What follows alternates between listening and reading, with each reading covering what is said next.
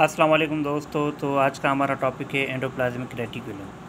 तो ये क्या है, बेसिकली ये सेल का ना एक ऑर्गेनेल है जिसका स्पेसिफिक फंक्शन है। ठीक है, तो सबसे पहले हम इसको डिस्कस करते हैं। इसको ना रिपोर्ट किसने किया था? इसको रिपोर्ट किया था एक साइंटिस्ट है जिसका नाम था पोर्टर। उसने कब इसको रिपोर्ट किया था? 1945 में उसने इसको रिपोर्ट किया था। ठीक है, इससे आगे हम इसकी थोड़ी सी डेफिनेशन को अगर देखें तो इसकी डेफिनेशन क्या हमें बताती है? ये कहती है कि it is a complex network of channels which extend from cell membrane to nuclear membrane.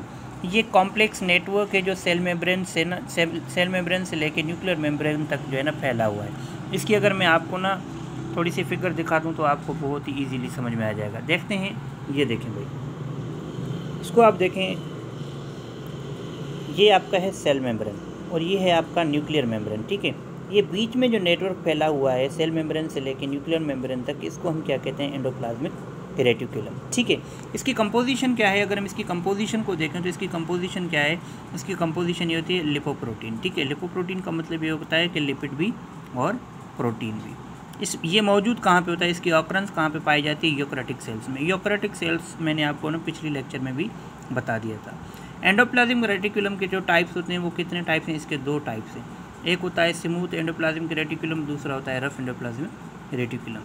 तो इन दोनों में डिफरेंस क्या है? ये दोनों कहाँ पे मौजूद होते हैं? ये दोनों किस में मौजूद होते हैं? ये सेल में मौजूद होते हैं। ठीक है, अच्छा, जो स्मूथ है उसमें उसको अगर हम देखें तो उसका फंक्शन क्या है? वो कहते हैं कि नॉट एसोसिएटेड विथ राइबोसोम्स। ये राइबोसोम्स के साथ मतलब कि एसोसिएट नहीं होता।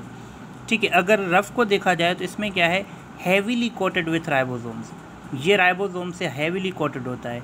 कैसे? अगर इसको हम ना फिगर में देखते हैं तो आपको पता चल जाएगा तो कैसे ये नहीं है एसोसिएटेड और ये हैवीली एसोसिएटेड। कैसे? देखिए, अब ये जो आपको चैनल दिख रहा है ना, ये एंडोप्लाज्मिक रेटिकुलम का है, मगर कौन सा? ये है रफ एंडोप्लाज्मिक रेटिकुलम। ये जो आपको ना ब्लैक डार्ट नज़र आ रही है, ये ब्लैक डार्ट क्या है? बेसिकली ये राइबोसोम्स के डार्ट से। ठीक है, तो ये हैवीली कोटेड है, किससे? राइबोसोम से।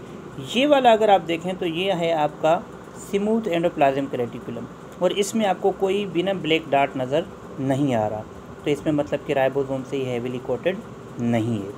ठीक है, अब आगे चलते हैं, इनके डिफरेंस को हम नोटिस करते हैं। अब हम देखते हैं कि ये कहाँ पे मिलता है? फाउंड इन स्टेरॉइड प्रोड्यूसिंग सेल्स। ये हमें मिलता है जो स्टेरॉइड प्रोड्यूसिंग सेल्स होते हैं वहाँ पे। और इसको हम देखें, ये कहाँ पे होता है? Found in protein synthesis cells. ठीक है, ये क्या करता है? इसका फंक्शन ये होता है कि ये प्रोटीन्स होते हैं इसमें जो सेल्स को मतलब कि बनाने में मदद करती हैं। ठीक है, इसकी एग्जांपल अगर देखें तो इसकी एग्जांपल क्या है? मैमेलियन। ठीक है, मैमेलियन सिलेवरी ग्लैंड्स में पाया जाता है और पैनक्रियाज में पाया जाता है। ठीक है, और ये कहाँ पे पाया जाता है? ये ग्लाइकोजन स्ट्रॉन्ग सेल्स होते हैं। ठीक है, जो लिवर में भी पाए जाते हैं और मसल सेल्स में भी होते हैं। ठीक है, ये स्मूथ एंडोप्लाज्मिक रेटिकुलम की बात करें। इसकी फंक्शंस को अगर हम देखें तो इसका फंक्शन क्या है? सिंपली इसका फंक्शन ये है, supporting platform for the ribosomes. जो राइबोसोम्स हैं उनके लिए ये सपोर्टिंग प्लेटफॉर्म है। ठीक है, राइबोसोम्स के लिए क्या है? ये सपोर्टिंग प्लेटफॉर्म है। अच्छा, और दूसरी बात अगर हम देखें इसकी, अगर इसका दूसरा फंक्शन हम देखें, दूसरा क्या है? Forms structural framework. एक तो ये स्ट्रक्चरल फ्रेमवर्क बनाता है और क्या करता है? Provides conducting pathway for import and export. ये ना एक रास्ता बनाता है किसके लिए? जो मटेरियल एक्सपोर्ट और इंपोर्ट का काम करते हैं। किस में? साइटोप्लाज्म से मतलब कि डीएनए में जाता है, फिर डीएनए से बाहर आता है। ठीक है, ये जो मतलब चैनल बना हुआ है इसके थ्रू क्या होता है कि ये मतलब डीएनए में मतलब कि एक इंपोर्ट मतलब कि चीज़ें इंपोर्ट होती हैं, फिर यहाँ से ना चीज़ें एक्सपोर्ट होती हैं।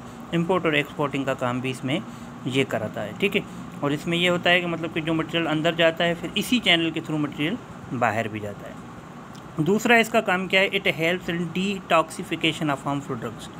जो नुकसानकार मादे होते हैं ना, जो नुकसानकार चीज़ें होती हैं, उनको भी ये क्या कर देता है? निकाल देता है, उनको डिटॉक्सिफिकेशन को आउट कर देता है। ठीक है, और इसका दूसरा काम क्या होता है?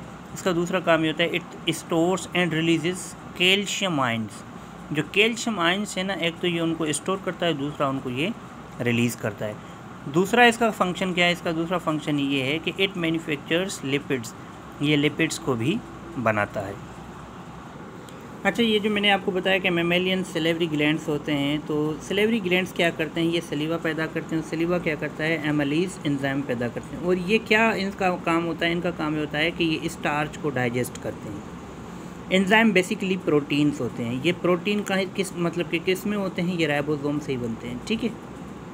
और पैनक्रियाज का काम क्या है, पैनक्रियाज जो है ना वो जनरेट करते हैं पैनक्रियाटिक जूस, ठीक है। वो पैनक्रियाटिक जूस जो है ना वो किस तरह से मतलब कि उनका जो फंक्शन होता है वो 3 तरह का मतलब होता है। कैसे देखें अब, वो मतलब कि जनरेट करते हैं जैसे प्रोटीज एंजाइम्स, बेसिकली ये प्रोटीन ही है, ठीक है। प्रोटीज एंजाइम्स होते हैं, लिपिड एंजाइम्स होते हैं, ठीक है। ये प्रोटीन को मतलब कि डाइजेस्ट करते हैं, ये स्टार्च को डाइजेस्ट करते हैं। एमिलीज एंजाइम्स जो होते हैं ये लिपिड्स को डाइजेस्ट करते हैं, ठीक है। और पैनक्रीज में ना कुछ सेल्स होते हैं जिनका नाम क्या है, आइलेट्स सेल्स। ये आइलेट सेल्स किसको जनरेट करते हैं, इंसुलिन को। इंसुलिन आपको पता है कि ये ना हमारे शुगर को मेंटेन करने में हेल्प करता है। अगर कोई शुगर का पेशेंट होता है, अगर उसमें ना मतलब इसकी इंसुलिन की कमी हो जाए तो हम आर्टिफिशियल उसे लगाते हैं ताकि उसका शुगर मेंटेन रहे, ठीक है। इंसुलिन बेसिकली होता क्या है, ये ना हार्मोन्स को मेंटेन रखता है हमारे को, और ये प्रोटीन बनाता है। तो दोस्तों आई होप कि आपको हमारा लेक्चर पसंद आया होगा, और हमारे चैनल को सब्सक्राइब करें और अपने दोस्तों से भी शेयर करें। और दूसरी बात मैं आपसे ये कहूँगा कि हमारे रेगुलर सेशंस भी चल रहे हैं दोस्तों। अगर आप में से कोई ना हमारा रेगुलर सेशन अटेंड करना चाहे तो वो भी अटेंड कर सकता है, जीके का और इंग्लिश का, ठीक है।